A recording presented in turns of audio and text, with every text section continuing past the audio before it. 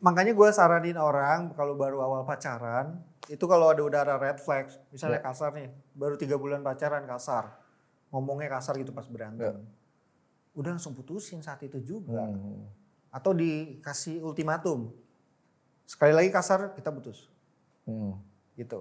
Alasan kenapa dia sampai bertahun-tahun, karena yang pertamanya itu tuh Nggak dikasih boundaries. nggak dikasih boundaries.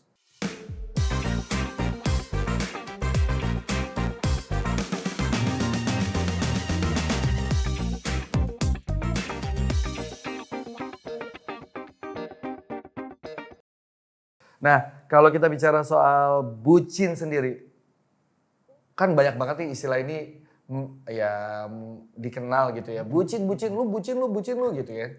Sebenarnya apa sih bucin itu? Sah nggak sih orang dikatakan bucin? Langsung aja ke sini lagi. Orang penasaran, nanti kita pasang fotonya di sini ya. Iya. Sekalian nama Instagramnya. Iya, betul. Korban bucin. Bucin tuh mungkin obsesif ya.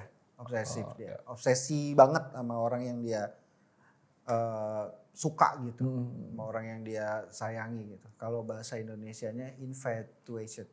Bahasa Inggrisnya infatuated. Yeah. Tergila-gila. Iya. Dibilang wajar itu wajar. Karena itu proses chemical dalam tubuh yang bikin kita jadi nyandu nih sama orang yang lagi kita suka banget gitu. Kalau dua-duanya sama-sama bucin, itu enak banget. Tapi, cowok dan ceweknya ini bucin. Ya iyalah. Itu enak. Enak. Meskipun itu bikin masalah bakalan cepet timbul masalah. Karena dua-duanya action berdasarkan emosi. Ya kan? Jadi dikit-dikit pasti berantem ntar. Rentan masalah. Tapi kalau yang satunya nggak mau, yang satunya bucin satu arah, itu pahit, sakit banget ya. Ngomong dari hati yang paling dalam, kayak curhat. Lo pernah jadi bucin kan? Iya pernah dong. Itu pahitnya kayak gimana sih? Gue nggak, share dong. Sombong dia. Bukan gue nggak pernah ngalamin tuh. Saking semua cewek yang dia suka, pasti suka sama dia juga berarti. Waduh. Makanya gue kalau ngincer-ngincer, lihat dulu. Kayaknya dia suka sama gue, oke dah boleh. Jangan yang kayaknya nggak suka, terus gue kejarin bucin jadi gue. Kasih tahu dong, pahitnya gimana kalau satu arah itu sebenarnya? Pahit banget lah, nelangsa kayak lagu-lagu itu kayaknya beneran diciptakan buat lu gitu kan. Lagu-lagu sedih. Iya. Bener-bener ini banget ya, maksudnya. Kayak lu ngerasa kayak kok gua nggak ini banget gitu loh. Kayak gua kok nggak berarti banget. Nggak, kayak nggak punya sampai kayak nggak punya harga diri, mungkin kayak gitu ya, kayak nggak bervalue gitu ya. Iya, nggak punya value. Nggak punya nilai. Gitu. Oke, nah kalau bucin itu kan kayak kita ngejar banget gitu ya. Nah kalau emang orang yang di sana-sana juga nggak nengok-nengok, kita udah let it go atau putusin aja? Kata aja udah. Udah paling itu yang udah paling bagus sih ya, selamatkan harga diri lah. Gue suka. Nih kalau di kelas cinta ini ada 3M. Jangan menuduh, menuntut, dan menyindir. Nah, mungkin lu bisa kasih kenapa muncul dengan jangan menuntut, jangan menuduh, dan juga jangan menyindir. Dalam relationship ya, kalau udah pacaran, udah nikah. Kadang kan kita suka asumsi nih, pulang telat, kenapa pulang telat gitu. Lu habis dari mana ketemu cewek gitu. Ini berlaku untuk pasangan suami istri atau waktu pacaran juga? Udah berlaku. Sebenarnya suami istri dan pacaran itu kan sebenarnya sama. Iya sama ya. Yang beda cuma status dan anak misalnya. Iya. Gitu. Asumsi, kebanyakan asumsi. Kebanyakan orang itu asumsi dia. Jadi nggak langsung nanya. Terus juga menuduh, menuntut, harus lakuin ini, lakuin itu. Itu bikin pasangannya ngerasa stres. Ya. Dan terus menyindir. Kayak pulang cepat biasanya. Aduh. Nih gue kasih tahu, nggak ada orang yang gara-gara dituduh, dituntut dan disindir tiba-tiba jadi baik. Misalnya dia pulangnya suka telat. Gara-gara dituntut, dituduh dan disindir tiba-tiba jadi ya udah deh gue pulang cepet. Nggak ada. Yang ada malah jadi makin nggak mau pulang cepet. Yang ada makin rebel. Yang ada makin males. makin menjauh gitu ya. Makin menjauh. Dan jadi sumber konflik. Jadi sumber konflik. Gitu. Jadi jauh lebih bagus kalau misalnya kita memberikan apresiasi kalau pasangan kita melakukan hal yang kita sukai. Daripada kita ngomelin dia ketika dia bikin salah. Karena semua orang nggak ada yang suka ya kalau salah Diomelin. Ya. Jadi lebih baik dipuji. Misalnya dia pulang cepet dipuji. Thank you ya kamu pulang cepet, dipeluk, dicium, dikasihin makanan. Ya pada dasarnya harus dihargai lah ya. Setiap orang tuh rindu diapresiasi sama pasangannya. Habis itu besok dia akan pulang cepet lagi supaya diapresiasi lagi. Wow, interesting. Nah, gue mau ada satu lagi nih karena gue sering banget lihat di film, sinetron, dan juga ya gibahan teman-teman gue ya. Sekarang juga lagi ngetren toxic relationship. Asik. Ya kan? Karena kita cinta ini masih ada hubungannya sama dating. Ya as a dating coach gue mau nanya ke lu. Sebaiknya itu kayak gimana ya? Gue juga kalau dicurhatin orang kayak udahlah lu putusin aja, gila itu toxic banget. Pasangan lu. Gue cinta banget.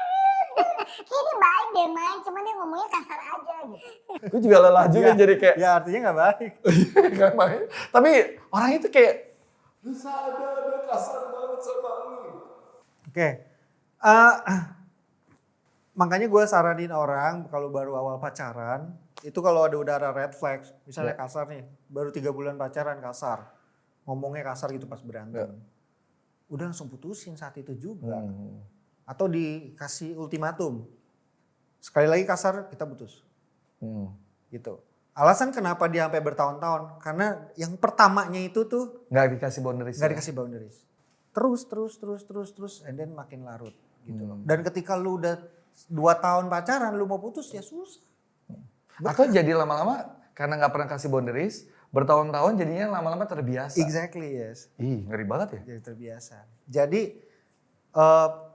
jauh lebih mudah mencegah dan jauh lebih baik mencegah. Ketika udah kelihatan red flags tuh tanda-tanda dia nggak bagus, kasar mungkin atau suka ghosting atau suka bohong, langsung cut. Udah, emang susah tapi Pahit jauh lebih di awal. gampang. Iya. Kalau baru pacaran 3 bulan mah, udah putusin.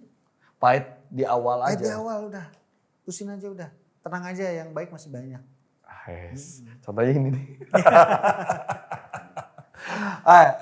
Kalau kita udah putus gitu ya sama mantan kita, sebagai dating coach kan ada anggapan nih kalau mantan tuh ya udah tetap aja kok kalau udah mantan bisa jadi teman, tetap bisa hubungan baik. Lo suggest itu nggak sih?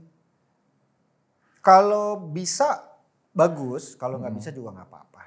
Iya.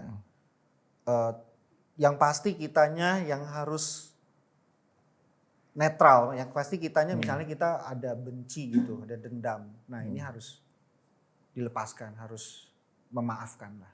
Karena itu kalau nggak lu lepaskan ntar jadi ibaratnya ganjelan untuk lu memulai hubungan yang baru ya. Itu menggerogoti diri sendiri jadinya Yes. kan. Artinya bukan maafin dia harus tahu kita maafin, bukan, itu maafin buat diri sendiri ya, dalam hati aja, oke. Beresin diri dalam diri sendiri. Dalam sendiri. Maafin itu kan berarti melepaskan hati kita dari kotoran kan istilahnya. Iya. Bersihin. Oke. Ini kata berikutnya yang sering terjadi di dating. Move on. Move on. Nah ini pengen tahu aja sebagai dating coach, apa ada tips atau cara untuk move on? Cara move on kalau udah putus. Atau advice lah katakanlah buat nih teman-teman yang Move on itu yang pertama stop semua jenis kontak sama mantan. Ketemuan, chattingan, liatin statusnya, liatin Instagramnya, story-nya. Susah. Harus cut semua. Kalau memang susah banget, blok nggak apa-apa. Gitu loh. Karena ketika kita masih kontekan, nggak akan bisa move on gitu loh. Nggak akan bisa. Ya. Harus se-ekstrim itu? Harus ekstrim itu, yes. Apalagi buat orang yang galau banget ya. Iya. Sementara mantannya udah sama pacar baru, dianya galau. Lu harus cut bro gitu. Iya. Lu harus cut banget gitu.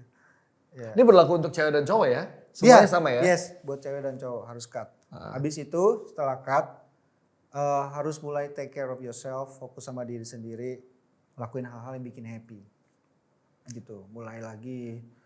Kalau gue saranin selalu ke gym sih, nge-gym olahraga. Oh, cie. Karena olahraga kan bikin lu relax, tenang, dan juga ketika lu jadi makin seksi nih. Iya kan, makin Iya, seksi, lu juga jadi happy. Mantan juga bisa, Balik lagi. nggak balik sih, tapi kayak nyesel lah. Oh, oke. Terus confidence kita juga naik gitu Confidence kita levelnya. naik, Oke. yes. Terus apa lagi? Lakuin hal-hal yang bikin happy dan mulai bergaul lagi. Tapi jangan langsung pacaran lagi ya, jangan. Karena emotionally kita belum ready. Tapi ya temen jalan mulai jalan bareng, nongkrong. Berteman sebanyak-banyaknya. Berteman sebanyak-banyaknya. Kenalan, Kenalan. menjalin relasi sebanyak-banyaknya. Siapa tahu di situ ada hati yang tertambat kan? Betul. Wow. Betul. Intinya gini, sebenarnya patah hati itu sama kayak patah tulang. Kalau lu patah tulang kan lu juga nggak bisa expect dia bakal sembuh dalam semalam. Sama patah hati juga, ya lu harus rawat, minum obat, lu harus istirahat. Habis itu baru mulai pelan jalan kaki lagi gitu. Sama. Nanti pelan-pelan baru bisa mencintai lagi. Tapi harus dilakuin. Karena kalau nggak ngelakuin nih, nggak stop kontak nih, nggak sembuh-sembuh. Nggak dimulai itu proses penyembuhannya.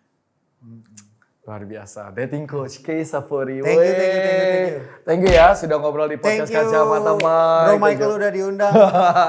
Dan thank you juga buat Joy Live BSD yang sudah menyiapkan tempat ini. Jangan lupa like, komen, dan subscribe. Plus share ke teman-temannya. Khususnya yang para bucin ya. Nah, wajib share. Oke, kita ketemu lagi di episode mendatang. Oke, bye-bye.